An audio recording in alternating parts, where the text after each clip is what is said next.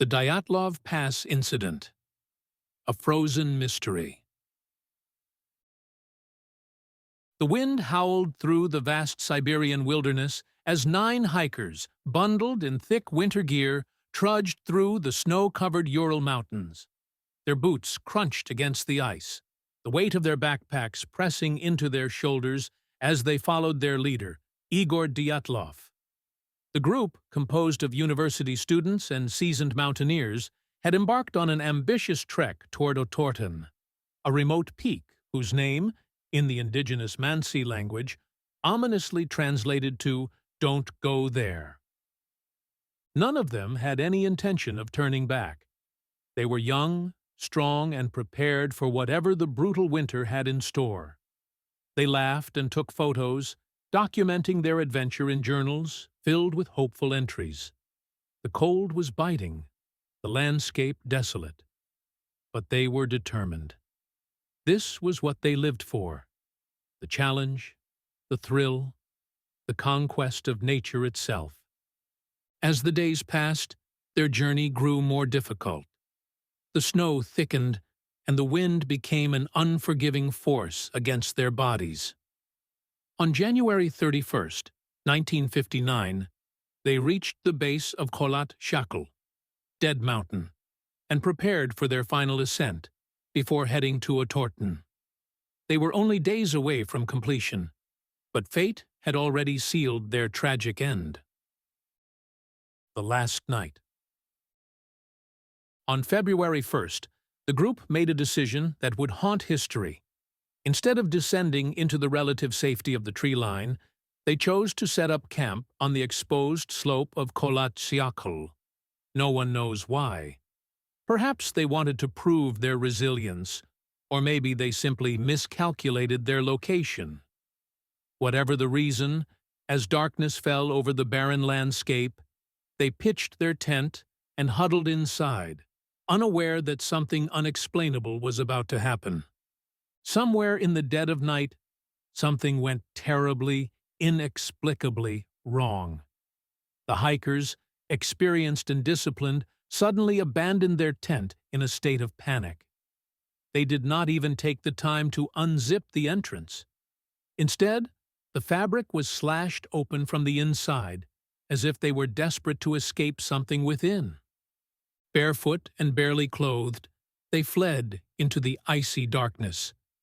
Some ran toward the tree line, their footprints vanishing into the swirling snow.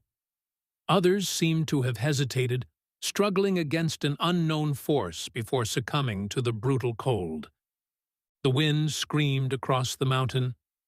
Their voices, if they cried out for help, were swallowed by the storm. The search and the horror discovered.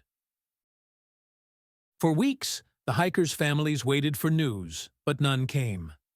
As days turned into weeks, a search party was dispatched, braving the unforgiving terrain in hopes of finding the missing expedition. When they finally stumbled upon the campsite, what they found defied all logic. The tent stood eerily intact, its entrance ripped open from within, its contents undisturbed, except for the undeniable fact that its occupants had vanished. A single file of footprints, quickly disappearing under layers of new snow, led away from the tent. Some showed bare feet, others only socks, as if the hikers had run blindly into the freezing wilderness without time to dress. The searchers followed the tracks to the edge of the forest, where they discovered the first bodies. Georgy Krivonishenko and Yuri Doroshenko lay in the snow beneath a tall cedar tree, their hands raw, fingers blackened with frostbite. They were nearly naked, clad only in their underwear, as if they had ripped off their clothing in the throes of hypothermia. Nearby, a makeshift fire had burned out, its embers long cold. The branches above them were snapped, as though one or both had desperately tried to climb to safety. But from what? As the rescuers moved further, they discovered 3 more bodies: Igor Dyatlov, Zinaida Kolmogorova, and Rustem Slobodin. sprawled in the snow at varying distances between the tent and the cedar tree. It looked as though they had been trying to crawl back, struggling through the storm, but never made it.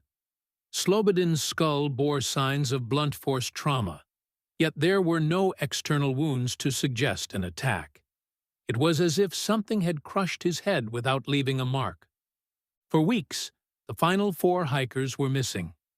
When their bodies were finally uncovered in May, buried under nearly 15 feet of snow in a ravine deeper into the forest, the mystery deepened.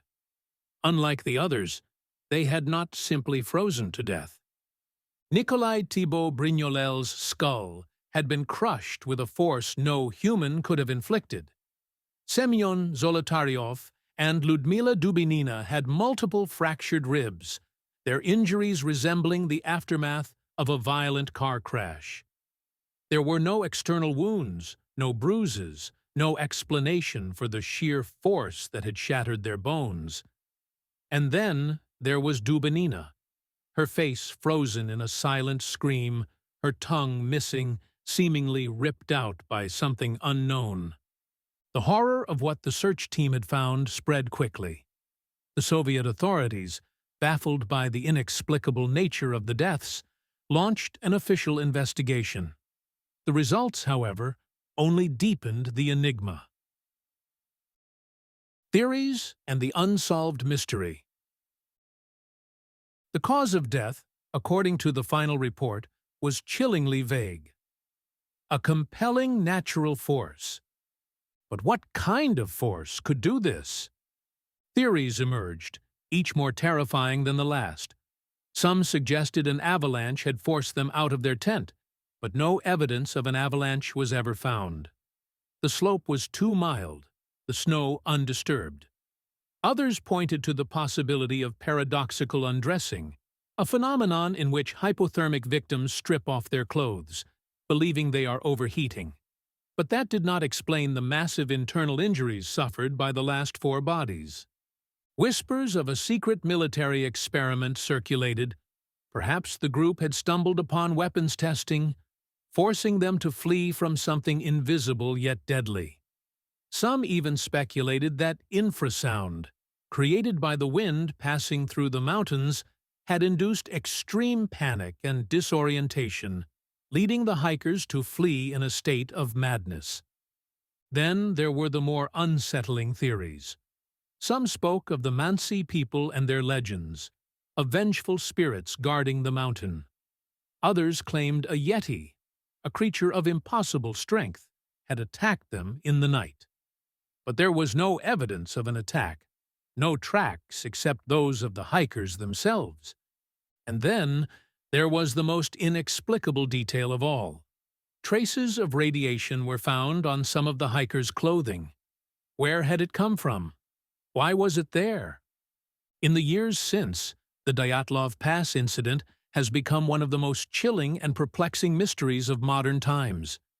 Researchers, journalists, and conspiracy theorists have pored over the evidence, each offering their own version of what might have happened on that lonely, wind-swept night. But the truth remains buried beneath layers of snow and time, locked in the silent wilderness of the Urals. To this day, Holat Syakhl remains untouched, its slopes haunted by the mystery that unfolded there. Hikers who venture close sometimes claim to feel a strange unease, as if the mountain itself remembers what happened. Some say, if you listen closely on the wind, you can still hear the whispers of the 9 who never returned. What really happened that night? No one will ever know.